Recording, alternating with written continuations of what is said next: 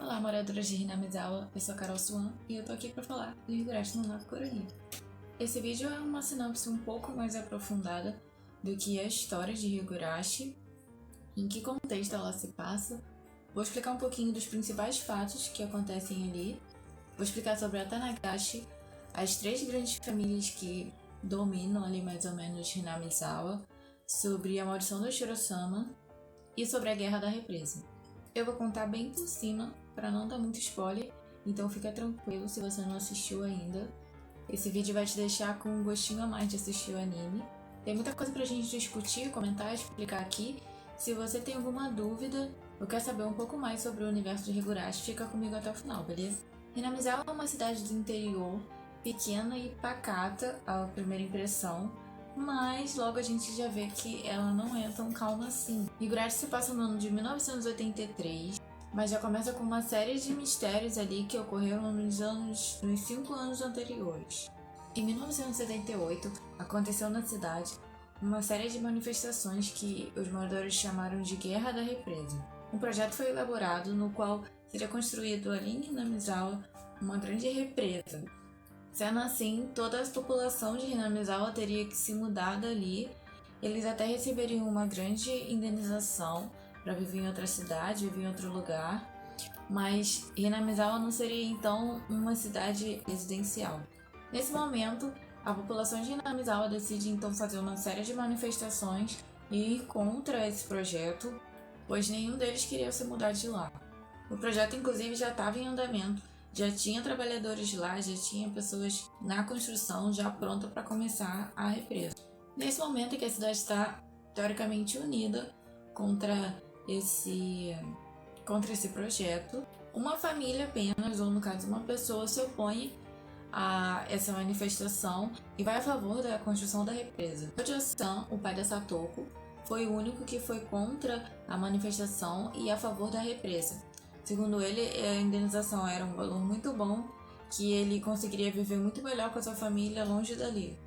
Uma das reuniões que estava sendo feita pela população para decidir assuntos dessas manifestações, o Hojo chega e diz publicamente ali que ele é a favor da represa, indo ali contra a opinião de todos. Isso, mais pra frente, gerou algo muito ruim contra a família dele, porque a partir dali a cidade passou a ver eles como traidores, como pessoas que não deveriam estar ali, e eles passaram a ser literalmente ignorados pela população de Hinamizawa.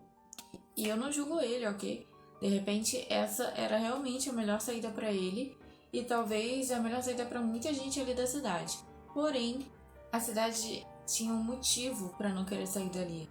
E isso nos leva ao próximo ponto, que é a maldição do Yoshiro-sama. Yoshiro-sama é visto como um deus guardião ali da cidade.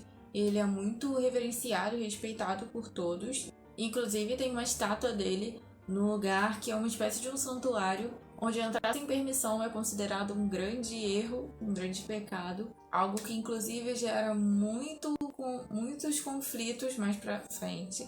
Nesse cenário de veneração total ao tal Yoshiro-sama, existe uma lenda chamada a Maldição de Yoshiro-sama, onde qualquer pessoa que saia de Hinamizawa estaria indo contra a vontade ou o desejo da Yoshiro-sama e assim traindo a sua confiança. Essa pessoa então seria castigada ou até mesmo morta. Existem até alguns moradores que dizem ter ouvido a voz do Yoshiro-sama, ouvido os passos dele atrás deles, por ter sido amaldiçoado por ele, que é o caso da personagem Rena. Ela saiu da cidade por um tempo, porém ela teve uma série de problemas, então com medo disso ela volta para a cidade, pois assim ela estaria obedecendo à vontade de Yoshiro-sama. Baseado nessa crença meio louca que a cidade deposita no Yoshiro-sama, deixar a cidade em prol da construção de uma represa, mesmo recebendo uma boa indenização, parecia algo inviável e totalmente imperdoável.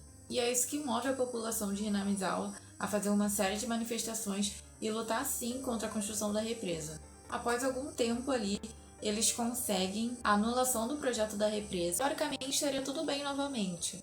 Porém, um massacre acontece entre os construtores da represa, os trabalhadores que estavam ali para construir ela. E esse massacre teria ocorrido na noite do Atanagashi, que é um festival local que eu vou falar um pouco mais pra frente. E a partir daí, todos os anos seguintes, sempre na noite do Atanagashi, acontece alguma morte. No ano seguinte do massacre da represa, um homem tem um infarto meio que do nada e a sua esposa desaparece, depois é encontrada morta. No próximo ano, um casal local cai de um penhasco enquanto estava se divertindo ali com a família, no mesmo dia do Atanagashi. No outro ano, uma dona de casa é espancada até a morte e seu sobrinho desaparece. Então chegamos em 1983, onde se passa o universo de Higurashi. E sim, a história não é diferente, acontecem mais mortes ali no Atanagashi, que eu não vou falar agora, mas você já consegue ver isso no começo, nos primeiros episódios. O Atanagashi nada mais é um festival local que acontece ali anualmente. No festival existem várias comidas e atividades para diversão, uma apresentação de uma dança cerimonial realizada pela família Furuji.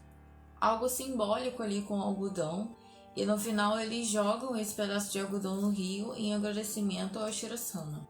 Depois do segundo ano de mortes no Atanagashi, a cidade começa a acreditar que essas pessoas que morreram teriam sido amaldiçoadas por Shirosama.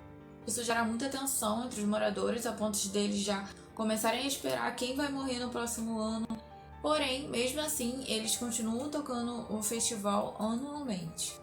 Existe ali em Hinamizawa 3 grandes famílias que comandam a cidade. No topo está os Sonozaki. Eles são a família mais respeitada ali e mais temida. Eles são muito ricos e vivem num sistema que eu diria que eles são algo parecido com uma família de mafiosos. Os Sonozaki são liderados pela Oryo, que é uma senhora já, mas que é muito temida ali por todos e com um gênio bem forte. Ainda nos Sonozaki, nós temos a filha da Oryo e as duas netas, a Shion e a Mion.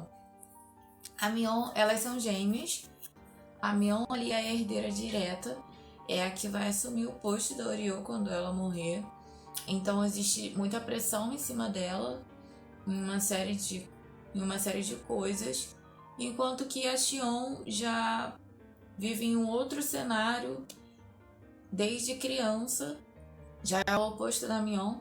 A família tenta de tudo para excluir ela, deixar ela de fora dos negócios da família, vamos dizer assim. A segunda família são os Kimiyoshi. Eles são liderados ali pelo Kichiro Miyoshi, que também já é um senhor, já está ali em idade avançada.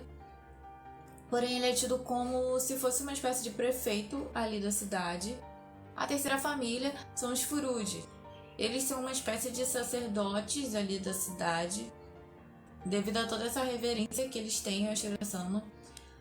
Os Furuji são os que são, digamos, a família escolhida para manter a conexão entre a cidade e o Shirosama. Então eles são uma espécie de uns sacerdotes. Nessa família nós temos a Rika, que é uma menina de 10 anos, que está ali entre as amigas do Keiichi, assim também como a Mion e a Shion, além dos seus pais. Os Furuji são vistos como enviados do Shirosama, por isso eles são muito reverenciados por toda a cidade. Inclusive a Rika, que é chamada pelo honorífico Sama, e muitas das vezes que a gente vê ali, até mesmo pessoas mais velhas, por acreditarem que ela seja a reencarnação do Shirosama. Bem, com isso nós temos uma base ali de Hinamizawa, de como ela é estruturada, do que acontece ali. Eu fiz uma revisão assim bem por cima, para não dar muito spoiler, é mais para vocês saberem o que se passa, o que acontece ali. Claro que tem muita mais coisa, eu vou fazer análises muito mais profundas depois. Todos esses pontos que eu falei aqui, digamos que foi contado só a parte da frente dele, tem muita coisa por trás, tem muita coisa que a gente precisa comentar mais a fundo. Às vezes o que é contado pra gente no começo não é o suficiente, e eles fazem isso de propósito pra manter o mistério, pra gente descobrindo as coisas bem devagar. Mas isso é tudo que você precisa saber como base antes de entrar em Hinamizawa, vamos dizer assim. e se aprofundar para desvendar a verdade por trás desses mistérios. E dos outros que ainda vão acontecer em 1983. A história não para no que já aconteceu no passado. Ao decorrer ali que o Kate chega na cidade, muita coisa acontece ainda. Inclusive, tudo isso desperta muita curiosidade dele. Ele tenta descobrir por ele mesmo o que está acontecendo. Então continuem ligados pra gente ver todas as verdades sobre Hinamizawa. Eu vou contar pra vocês nos próximos vídeos. Um spoiler total pra não ficar nenhuma dúvida. E pra gente debater aqui o que achou, o que poderia ter sido, enfim. Ainda vai ter muita coisa de Higurashi por aqui. Então fica ligado, se inscreve, ativa as notificações. E se você gostou desse vídeo, quiser me ajudar, deixe seu like. Eu vou ficando por aqui. Obrigada pelo seu apoio. Mata né!